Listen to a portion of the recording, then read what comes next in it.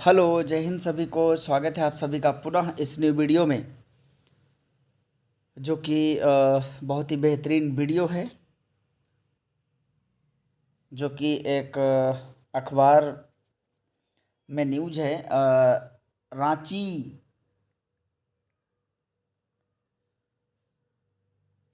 वरीय संवाददाता, जो कि दिव्यांग बच्चों से संबंधित न्यूज़ है। यहाँ पर स्कूल की दीवार पर लिखी जाएंगी दिव्यांग बच्चों की सुविधाएं। वाह, क्या बात है।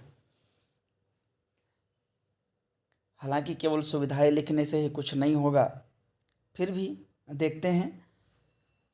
जैसा कि लिखा है, जो कि रांची झारखंड, हालांकि अब हर स्टेट जागने लगा है जब से सुप्रीम कोर्ट का ऑर्डर आया है। और ये सुप्रीम कोर्ट का ऑर्डर आने की वजह है नासेफ संगठन, जो कि लगातार लड़ाई लड़ रहा है सर्वोच्च न्यायालय में। अदरवाइज किसी भी तरीके के कभी अखबार में ऐसी सुर्खियां देखने को तक नहीं मिलती थी। फिलहाल देखते हैं कि दिव्यांग बच्चों को परीक्षा के क्रम में दी जाने वाली सरकारी सुविधाओं की जानकारी अब स्कूल की दीवार पर लिखी जाएगी। शिक्षा विभाग ने सभी स्कूलों को इसके लिए दिशा निर्देश जारी कर दिए हैं। विभाग ने कहा कि 10वीं और 12वीं के दिव्यांग बच्चों को दी जाने वाली सुविधाएं के बारे में जानकारी लिखने से वे इन सुविधाओं का लाभ आसानी से उठा सकें। लिखने से अगर आसानी से लाभ उठाए जा सके तो हर जगह लगभग सुविधाएं लिखी हैं। PWD एक्ट, RPWD एक्ट यहाँ पर भी लिखी है। बहुत सारे दिव्यांग बच्चे पढ़ भी सकते हैं उसे, बट फिर भी लाभ नहीं मिल रहा है। लेकिन धन्य हो कि इन्होंने ये निकाला। यह भी बताना है कि यदि कोई बच्चा गंभीर शारीरिक समस्या के कारण परीक्षा केंद्र आने में असमर्थ है तो जिला प्रशासन की देखरेख में अस्पताल में विशेष परिस्थिति में परीक्षा दे सकता है। हाँ, ये थोड़ा सा अच्छी न्यूज़ है कि कहीं भी हो ये दे सकता है न्यूज़, अगर अस्पताल में है कहीं पर। इसके अलावा दिव्यांग बच्चों के लिए देख लेते हैं थोड़ा कौन कौन सी जानकारियाँ लिखी जाएंगी। दिव्यांग छात्रों को परीक्षा शुल्क में छूट दी गई है, यानी कि परीक्षा शुल्क नहीं देना होगा, या हो सकता है कि कम देना पड़े, अभी एग्जैक्ट नहीं है। छूट दी गई है। छूट का मतलब होता है या पूरी तरीके से, या तो फुल में से आधा या 3 भाग। अभी ये क्लियर नहीं है, इससे पूरा एकदम क्लियर नहीं होता है कि छूट दी गई है। छूट आधा भी छूट होता है, छूट देना, कम किया जाना, या पूरी तरीके से छूट देना। बच्चों के लिए परीक्षा केंद्र सुलभ स्थानों पर बनाया जाएगा। सुलभ स्थान जहाँ पर ज़्यादा नॉइज़ ना हो, या यूँ कहें कि रेलवे स्टेशन के पास ना हो, मेन सिटी में ना हो, थोड़ा इन्वायरमेंट अच्छा हो।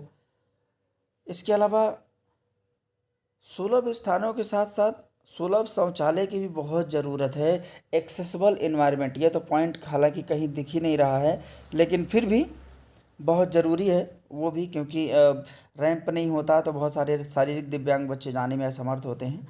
इसके अलावा उनके लिए विशेष प्रकार के टेबल और कुर्सी की सुविधा दी जाए। हाँ, ये थोड़ा सा बहुत अच्छा पॉइंट है। हाँ, लेकिन लिखने से नहीं होगा, इनकी अवेलेबिलिटी या उपलब्धता वहाँ पर हो तभी जा कर के बेहतर है। क्योंकि जो ऑटिज़म बच्चे होते हैं, सेरेब्रल पॉलिसी से ग्रसित बच्चे होते हैं, या मल्टीपल डिसेबिलिटी, इन सब के लिए थोड़ा एक उचित चेयर मिल जाती है तो बेहतर होता है।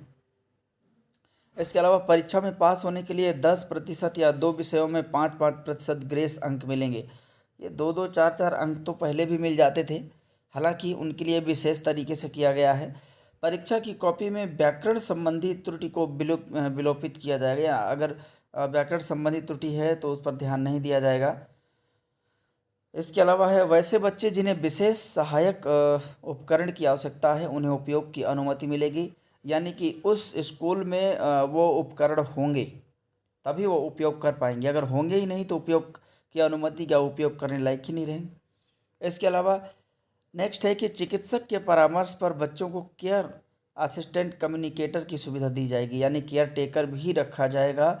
चिकित्सक के परामर्श के अनुसार अगर चिकित्सक ये कहता है, यानी कि डॉक्टर या थेरेपिस्ट ये कहते हैं कि इसको हमेशा एक व्यक्ति साथ की ज़रूरत है, मान लीजिए कि प्रोफाउंड कैटेगरी का मेंटल रिटार्डेशन बच्चा है, प्रोफाउंड कैटेगरी का ऑटिज़म बच्चा है, या सेरेब्रल पॉलिसी बच्चा है, तो इनके लिए नीड पड़ती है केयर टेकर की। इसके अलावा सुनने की कठिनाई वाले बच्चों को सांकेतिक भाषा की सुविधा प्रदान की जाएगी।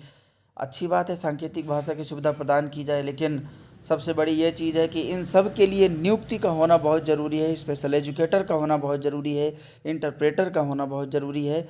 इनकी भर्तियां भी निकाले थे काफ़ी, जो कि सुर्खियों में आया था। देखिए उनकी नियुक्ति कब करवाते हैं, ये भी सबसे बड़ी बात है।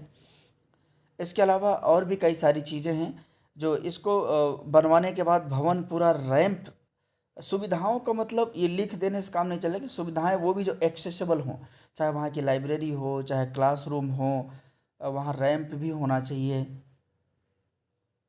और केयर टेकर केवल चिकित्सा के अनुमति के आधार पर ही नहीं, 2-4 केयर टेकर तो वहाँ रखना ही रखना है, ये भी बहुत ज़रूरी है। स्कूल खुलने के बाद पूरा करना होगा काम। कई सारे पदाधिकारी जो होते हैं वो आधे तो करोड़ों अरबों रुपए का सैंक्शन होता है, लेकिन बहुत सारा वो खुद की जेब में रख लेते हैं, जिसकी वजह से व्यवस्थाएं नहीं हो पाती हैं। और आज तक भी अगर ना सिर्फ संगठन इतना प्रयास नहीं करता तो शायद ये आज भी देखने को नहीं मिलता। फिलहाल बहुत बहुत बधाई सभी दिव्यांगजनों को। बस उससे भी बेहतर बधाई और सौभाग्य की बात तब होगी जब शिक्षकों की नियुक्ति हो जाएगी, क्योंकि पढ़ाने वाले स्पेशल एजुकेटर वही होंगे। और तब जा कर के इनके भाग्य खुलेंगे, तब जा कर के हम कह सकते हैं कि एक जो समाज की मुख्य धारा से जुड़ना है वो एक बेहतर होगा।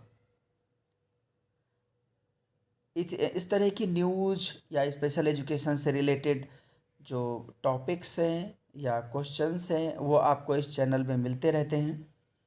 डिस्क्रिप्शन बॉक्स में टेलीग्राम चैनल का लिंक दिया हुआ है, आप उसे जुड़ सकते हैं। एंड ईमेल आईडी भी दी होती है, आप कांटेक्ट कर सकते हैं यदि आपका कोई विशेष क्वेश्चन है। इसके अलावा आपको ठीक लगता है, अच्छा लगता है तो वीडियो को लाइक भी करें, चैनल को सब्सक्राइब भी करें एंड अपने दोस्तों तक भी शेयर करें, ताकि ऐसी ही महत्वपूर्ण वीडियो जो टॉपिक रिलेटेड, न्यूज़ रिलेटेड हैं, आपको जानकारी भी मिलती रहेगी और आप आसानी से हर न्यूज़ को प्राप्त करते रहेंगे। थैंक यू सो मच, बहुत बहुत धन्यवाद आप सभी का। मिलते हैं नेक्स्ट वीडियो में, तब तक के लिए जय हिंद।